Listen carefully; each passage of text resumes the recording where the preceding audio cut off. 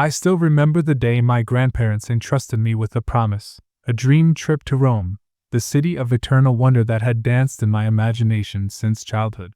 It was my 19th birthday, a milestone that should have ignited boundless hope and the thrill of possibility.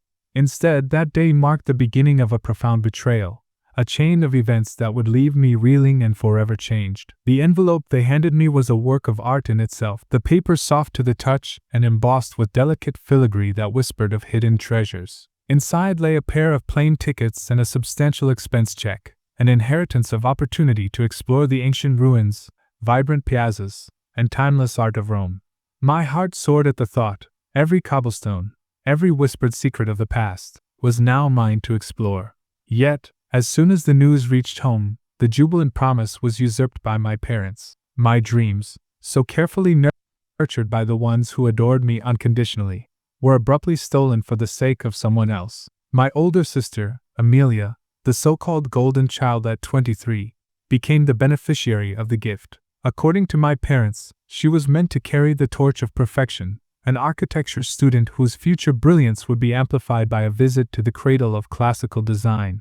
I tried to argue. My passion was history, not merely the superficial aesthetics of monuments. I reminded them that Amelia had been offered this same chance on her 18th birthday, only to choose the convenience of cash over the experience. I pleaded. But Rome is where my heart belongs, where I can breathe life into my dreams of history and discovery. Their responses were nothing more than a litany of dismissals and well-rehearsed justifications. Amelia needs this for her resume, they insisted, their voices void of any warmth or consideration. You have plenty of time to travel later. And then came the final, stinging blow. We don't want this opportunity to go to waste. The implication was damning. If I had been allowed to keep the trip, I would have squandered the opportunity, unable to appreciate its worth as thoroughly as Amelia could. I had never felt so invisible in my own family. I was the one who always fell in the shadow of her perfection, the one whose emotions were carefully muted and dismissed. That night, worn down by years of feeling overlooked, I broke. I conceded to their demands. I allowed them to claim what was mine. Do whatever you want with the tickets, I whispered, tears threatening to spill, while clutching the check, a small consolation that somehow failed to mask the bitter taste of betrayal. But in a twist that defied even the strictest policies, my parents somehow managed to secure the transfer of the tickets. The airline, known for its rigid protocols, inexplicably bent its rules. It was as though fate had conspired to pit me against forces greater than my own desires. Amelia took possession of the boarding pass the day before her scheduled departure. I watched, numb, as the ticket that was once my dream became her instrument. Fate, however, was not yet finished with its cruel design. A few hours after Amelia's departure, the phone call came, a call that would forever haunt me. The police informed us that on her way to the airport, Amelia had been involved in an accident on the treacherous stretch of road known as Route 66. In a moment of misplaced confidence, she had commandeered the taxi driver's steering wheel, insisting she knew a better route, that the driver was misguided. In that rash moment, in that blink of an eye, she had altered the course of her destiny. The vehicle had crashed. While Amelia emerged with nothing more than a few scratches, the taxi driver did not share her fortune. He sustained a fractured arm and a gaping wound on his forehead. As charges loomed and my parents scrambled to gather funds to settle the mounting legal battles, I could no longer contain the tempest of emotions that had been building within me. "This is karma," I blurted out, the words a desperate attempt to channel my anguish. "This is what you get for stealing my trip." In that instant, my voice, harsh and unfeeling, betrayed the depth of my pain. My parents were aghast. How could I be so callous? How could I possibly find solace in the misfortune of my own sister? Their disappointment was palpable, the air thick with accusations of selfishness and disregard. They were the ones who had perpetually placed their own needs above mine, who had dismissed me as an afterthought. It was then that something inside me snapped. I realized that I had endured years of being second best, that I had allowed my own desires to be stifled for the sake of a family that valued perfection over genuine love. I could no longer accept a life defined by neglect. In that moment, with my heart pounding like a wild drum, I made a decision to reclaim my life. I commandeered a taxi and raced to the hospital, the sterile hallways echoing with my determination. With my grandparents' check in my pocket and my passport clutched tightly in my hand, I sought out Amelia and our parents. I found them on the same floor as the injured taxi driver, a surreal convergence of fate and misfortune. Amelia was frantically trying to convince the police that the accident was not her fault, her eyes wide with panic and desperation. I could no longer stand by and watch her narrative dominate mine. I approached her, my voice trembling but resolute, and demanded the boarding pass. When she looked at me as though I were mad, I reached into her purse and retrieved it without hesitation. With that small yet potent act, I turned my back on the family I had once known and bolted from the hospital as if chased by a pack of wolves. I jumped into another taxi and instructed the driver to take me to the airport. Every second was fraught with the adrenaline of escape as I raced against time. I boarded the plane just in the nick of time, my heart a wild thrum in my chest, never daring to glance back. Only upon landing in Rome did I allow myself a moment of respite. In the midst of the ancient city's grandeur, my thoughts finally slowed, and I realized I had done what I had long yearned to do. I had reclaimed my dream. Rome was every bit the magical escape I had imagined. I wandered through ancient ruins that whispered stories of empires long gone, marveled at timeless artworks, and savored plates of pasta that seemed to embody the very soul of Italy. For the first time in my life, I was free from the shackles of a family that had never seen me, free to be Anna, the independent spirit who dared to chase her own destiny. In the quiet, cobblestone streets of Rome, the city's timeless beauty infused me with newfound strength. I realized that I had always been underestimated, always relegated to a secondary role. Here, under the eternal sky, I was no longer the overlooked daughter but a woman reborn, cherishing every moment of the freedom I had fought so hard to claim. After several blissful days exploring Rome's wonders, I reached out to my grandparents. I recounted everything: the years of favoritism, the relentless disputes over a simple trip, the accident, and the desperate escape. I cried openly as I told them how I had been forced into a role that was never meant for me, a role defined by sacrifice and unending compromise. Their reaction was immediate and profound. My grandmother's voice, heavy with emotion, resonated with a wisdom that only years of unconditional love can bring. "Anna, you did the right thing," she said, tears glistening in her eyes. "You deserve to be happy. You deserve to be loved." In that moment, I felt seen for the first time in my life. They welcomed me into their home with open arms, promising to protect and nurture the spark of independence that had finally emerged within me. Returning to their sanctuary was like stepping into a new life. My belongings had already been moved from my parents' house. The guest room was transformed into a haven, fresh linens, a vase filled with my favorite blooms, and the gentle hum of love and acceptance that filled every corner. My grandparents had confronted my parents, laying bare their disappointment with the choices that had scarred our family.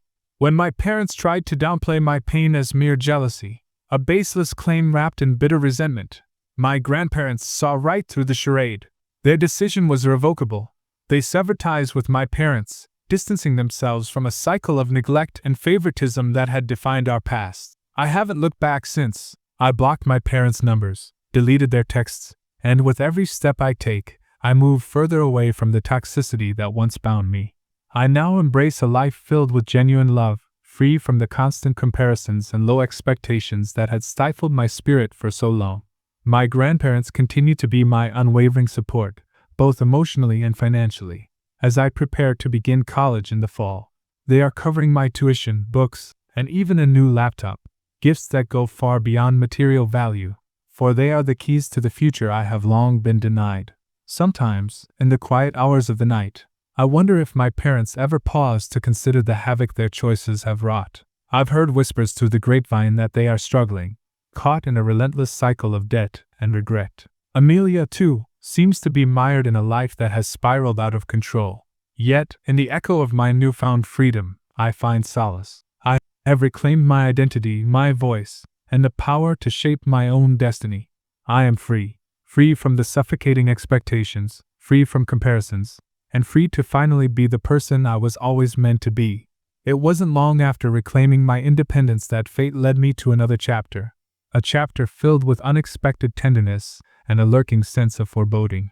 With my heart still healing from the tumultuous break with my past, I decided to embrace change once more. I moved in with my sister, Jessica, and her husband, Jake, a decision that, at first, promised stability and familial warmth. Jessica, who had practically raised me after our troubled upbringing, had always been my guiding star. I trusted her implicitly. But sometimes, even the closest bonds conceal secrets and shadows that grow dark with time. Jessica and Jake had built what appeared to be a perfect life together. Their love story was the kind that one reads about in fairy tales. They met in college, fell in love, and eventually married.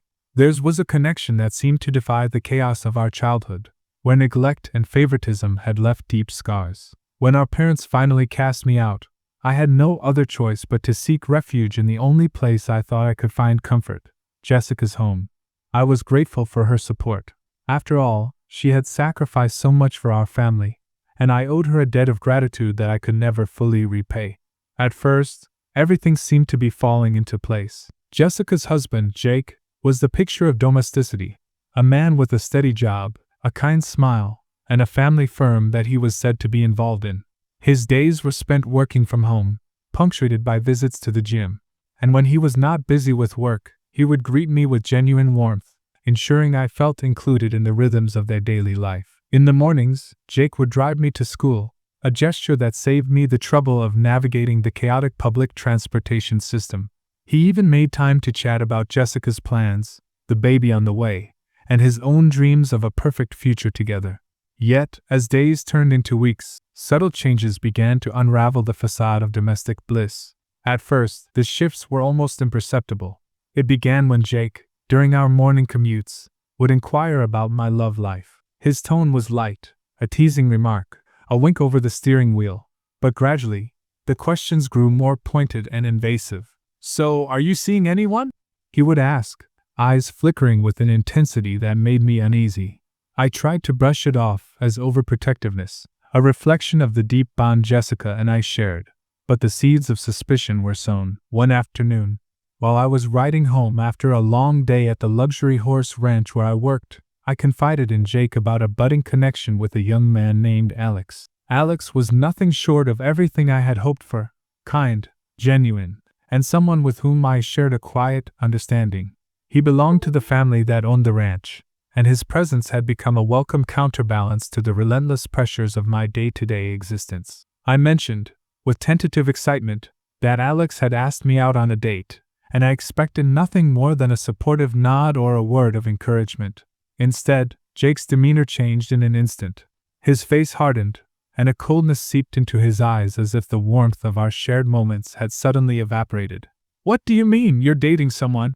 he demanded, his voice low and edged with anger. I tried to explain, stammering through my words, but the air grew thick with tension. In that moment, the protective veneer of family shattered, and I saw a glimpse of something far more sinister, a controlling force that threatened to suffocate the very essence of who I was becoming. That night, as I attempted to process the unsettling encounter, I began to notice disturbing patterns in Jake's behavior. Every time I tried to unwind by taking a swim in the backyard pool or simply lounging in the sun, he would find a reason to be there. At first, I thought he might be emulating my own routine, but soon it became evident that his presence was less about companionship and more about surveillance. Even as I retreated indoors to take a shower, I couldn't shake the feeling that I was being watched, that every movement was scrutinized by eyes I could not see. The invasion of my personal space did not end with casual observation. There were moments of overt intrusion, unsettling and inexplicable. Once, after a long, exhausting day, I returned to find Jake lingering in the narrow corridor outside my room. I was dressed in nothing more than a towel, and he offered a dismissive "good night," his tone carrying an undercurrent of something I couldn't quite place, a mixture of desire and menace. I froze, my heart pounding with a fear that was both primal and unspoken. The encounter left me trembling, caught in the disquieting realization that the safety of this new home was nothing more than an illusion. I tried to maintain a friendly facade, to remind myself that I owed Jessica for her kindness, and that I was not yet ready to disrupt the fragile harmony of our lives. Yet, the escalating incidents gnawed at me. Conversations that began with gentle banter soon twisted into accusatory interrogations. One fateful evening, as I recounted my plans to go on a date with Alex, a conversation meant to bring light into an otherwise tense atmosphere, Jake's reaction was explosive. His eyes, once soft and welcoming, burned with a ferocious intensity.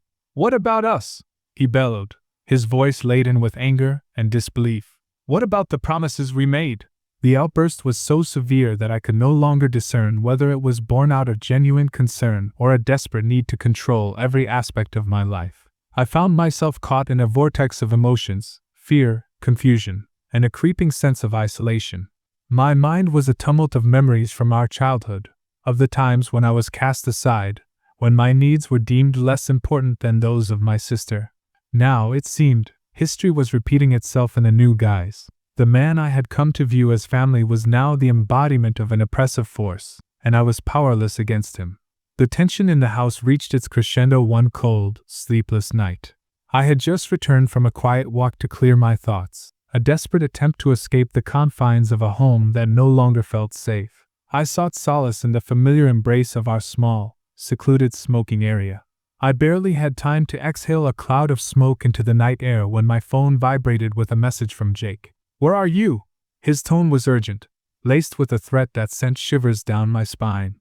My heart pounded as I answered, only to be met with a barrage of furious calls, each one more insistent than the last. I tried to defuse the situation, my voice trembling as I explained that I needed space, that I was simply out for a walk. But nothing calmed him.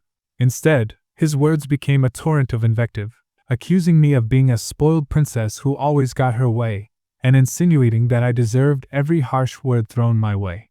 I listened in horror as his voice rose to an almost unbearable pitch, the sound of his anger echoing in my ears like a predator's growl. In my desperation, I refused to give him my location. Instead, I pleaded for a pause, for a moment to gather my thoughts, to understand what had triggered such a violent outburst. In that vulnerable moment, I reached out to Alex. His familiar voice was a lifeline, a beacon of calm amidst the storm. I recounted everything, tears blurring my words as I described the escalating invasions of my privacy, the unexplainable presence at every turn, and the chilling moment when Jake's eyes had locked onto mine with an intensity that promised danger. Alex, ever the caring soul, rushed to my side without hesitation. He arrived at the ranch, his presence lending me a semblance of security I hadn't felt in weeks. Together, we spoke softly in the dark, our voices a quiet defiance against the chaos that had taken root in my life. The following morning, I discovered that the night's terror was not confined to my own experience. Jessica, whose gentle spirit had always been my refuge, had been awakened by the sounds of Jake's rage. She told me in a trembling voice that she had woken to find him in a state of wild fury, yelling, slamming doors, and even seizing her phone off the charger. She was distraught, her eyes swollen with tears, and she admitted that she was terrified of what Jake might do next. In that moment I knew I had to act. I could no longer remain a silent witness to the unfolding nightmare.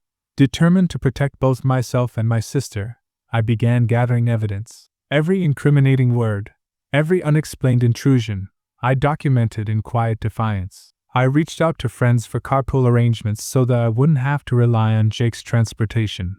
And I even contacted Alex, who promised to provide rides to and from work. The oppressive atmosphere of the house had to be dismantled piece by piece, for I knew that something was terribly wrong beneath the surface. One night, I attempted to initiate a calm conversation with Jake, hoping to bridge the growing chasm between us. I approached him after dinner, my voice steady despite the fear churning in my stomach, and said, "Jake, we need to talk about boundaries." His response was swift and violent, a tirade of insults that left no room for reason. The phone calls, the relentless questioning, and the disturbing habit of appearing uninvited in the spaces where I sought refuge became unbearable. I retreated to my room, heart pounding in a rhythm of despair, wondering if I had ever truly belonged in this home. As the days wore on, I began to notice further signs of his controlling behavior. It wasn't just the unsolicited inquiries or the invasive presence. There was an underlying message in his every action, a message that I was not to exist freely, that my choices were not my own. Even as I tried to nurture the budding connection with Alex, a connection that promised hope and genuine affection, Jake's shadow loomed large, threatening to extinguish any light that dared to shine. In a desperate bid to preserve my sense of self, I began to solidify plans to leave the oppressive environment behind. I informed a few trusted friends of my situation, and I discreetly sought out alternative living arrangements. The final catalyst came one harrowing night when, after yet another episode of Jake's unprovoked fury, I decided I could wait no longer. I left the house, taking refuge at a friend's place until I could gather the strength to face the situation head on. Before dawn, I packed a small bag, just a few personal items, my phone, and a few irreplaceable mementos of better times, and left a note for Jessica, explaining that I needed to step away for a while to protect myself. I felt torn between loyalty and the urgent need for safety. I could not bear the thought of endangering my sister further by dragging her into this tempest. In the solitude of the early morning, I sat by the roadside, the darkness broken only by the faint glow of streetlights, and allowed myself to feel the full weight of my fear and sorrow. That morning, my phone lit up with a series of frantic messages from Jessica. Her voice, trembling over the line, told me that Jake had once again tried to reach me, this time, with even more hostility. I learned that Jessica, too, had been deeply affected by his behavior, and that the calm facade she had maintained was beginning to crumble. She confided that she had even contemplated leaving him, but the uncertainty of her high-risk pregnancy and the constant barrage of threats left her paralyzed with fear. The next few days were a blur of uncertainty and cautious planning. With the help of Alec, who had become my rock in this time of crisis, I arranged to move into a spare room at the family ranch, a place where I felt a semblance of normalcy, and where I could rebuild my life, away from the oppressive gaze of Jake. Alex's family, understanding and compassionate, welcomed me with open arms. In that new space, though temporary, I began to reclaim my sense of self, piece by fragile piece. Yet, the trauma of those dark days continued to haunt me. Each time I heard the distant rumble of a car engine or caught a glimpse of a familiar silhouette, my heart would race with the lingering echoes of fear. The shadow of Jake's controlling presence was hard to shake, but I was determined not to let it define me. I took steps to fortify my boundaries, establishing a network of friends who would call me if anything felt amiss, and even exploring legal avenues to ensure my safety. One evening, as I sat by the window of my temporary refuge watching the sunset paint the horizon in hues of orange and pink, I received a call from Jessica. Her voice was heavy with sorrow but also laced with a newfound resolve. "I'm filing for divorce," she whispered, the words trembling yet resolute. In that moment, we both recognized that the life we had known was irreparably damaged. The trust that once bonded our family was shattered, and though the decision was painful, it was the only path left toward healing. Over time, as Jessica slowly began to extricate herself from the clutches of fear, I too found the courage to rebuild. I started attending counseling sessions to process the whirlwind of emotions, the betrayal, the fear, and the eventual liberation. I embraced a newfound determination to forge my own path, one not dictated by the oppressive behaviors of others. Alex and I continued to nurture our connection, each encounter a gentle reminder that love, true, unburdened love, was still possible. In the aftermath of that turbulent period, I often reflected on the cruel irony of fate. I had once been robbed of a dream trip to Rome, a journey that had symbolized freedom and exploration, only to find myself ensnared in a different kind of captivity. Yet, as I sat in the quiet dawn of a new day, I recognized that both experiences had shaped me. The betrayal by my family had been painful, but it had also driven me to discover an inner strength I never knew I possessed. And the suffocating presence of Jake, with all his controlling behavior and veiled threats, had pushed me to seek a life of genuine autonomy. I have come to understand that our paths, however twisted and fraught with pain, are ultimately the crucibles in which we forge our true selves. I learned to set boundaries, to value my own needs over the oppressive demands of others, and to seek out spaces, both physical and emotional, where I could breathe freely and grow. Those scars remain. They serve as a testament to my survival, each one a mark of resilience and a reminder that even in the darkest moments, there is the possibility of renewal. Today, I continue my studies and embrace the promise of a future defined not by the chains of my past, but by the wings of newfound freedom. I remain in contact with Alex, whose unwavering support has been a beacon during my darkest hours. And while the echoes of my previous life sometimes whisper in moments of solitude, I now carry with me the certainty that I am enough, worthy of love, respect, and the unbridled pursuit of my own dreams. Looking back, I recognize that both chapters of my life, the stolen trip to Rome and the suffocating atmosphere of Jessica's home, are interwoven parts of a larger tapestry. They are tales of betrayal and liberation, of cruelty and compassion, and of the bittersweet journey from dependency to self-determination. In the end, I have learned that the best gift one can receive is the power to define one's own destiny, to reclaim one's narrative, and to rise above the circumstances that once threatened to break the spirit. I share this story not as a lament for what was lost, but as a tribute to the indomitable will to survive and to thrive. I hope that those who find themselves entangled in similar struggles can draw strength from my journey, a journey that, though marked by betrayal and hardship, ultimately led me to the clarity of self-worth and the beauty of freedom. As I now look forward to a future filled with promise, college on the horizon, a supportive family in my grandparents, and a life enriched by authentic love, I am filled with a profound sense of gratitude. I am grateful for the hardships, for they taught me the value of my own happiness. I am grateful for the pain, for it sharpened my resolve to never again be silenced or diminished. And most of all, I am grateful for the freedom I have finally found, a freedom that is as expansive and timeless as the ancient ruins of Rome, and as bright and hopeful as the dawn of a new day. In the quiet moments of reflection, I see a mosaic of my life: the stolen opportunity, the reckless accident, the desperate escape, the suffocating control, and finally, the reclaiming of my true self. Each piece, each shard of memory, has contributed to the person I am today. A person who knows that while the past may haunt, it does not have to define the future. And so, with every breath, I move forward, carrying the lessons of my past as both shield and inspiration, ready to embrace the endless possibilities that lie ahead. The road to healing is rarely linear. In the aftermath of these turbulent chapters, I have learned that freedom is not a destination, but a journey, one that requires constant vigilance, self-compassion, and the courage to set boundaries. My grandparents' home has become a sanctuary where unconditional love and respect replace the cold indifference of my past. And though the scars remain, they are reminders that I have weathered the storm, that I have emerged stronger and more resolute. My story is one of shattered dreams and reclaimed futures, a narrative woven with threads of pain, resilience, and hope.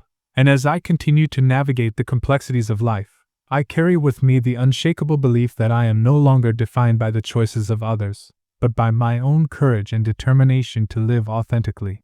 The dream trip to Rome may have been stolen from me, but it led me to a far greater discovery: the realization that the greatest journey is the one we take within ourselves towards self-love, acceptance, and the freedom to be exactly who we were always meant to be. In sharing this journey, I extend my hand to those who, too, have felt the sting of betrayal and the weight of expectations. May you find in these words a spark of hope, a reminder that even when life seems cruel and the darkness impenetrable, the dawn is always on the horizon, waiting to illuminate a path towards a future of your own making.